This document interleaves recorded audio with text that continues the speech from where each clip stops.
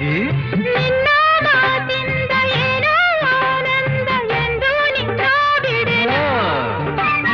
ಹೋರ ಮಾತೇಕೆ ಯಾರ ಹಂಗೇಕೆ ಬಾಯಿಲ್ಲಿ ನೀ ಮೆಲ್ಲಗೆ ಯಾರೂ ಇಲ್ಲಿಲ್ಲ ನಾವೇ ಇಲ್ಲೆಲ್ಲ ಬೇಗ ಬಾಬಾ ಬಳಿಗೆ. ಸೋತೆ ನಾನೀಗ ಏನೋ ಆವೇಗ ಇನ್ನು ನಾ ತಾಳೆನು.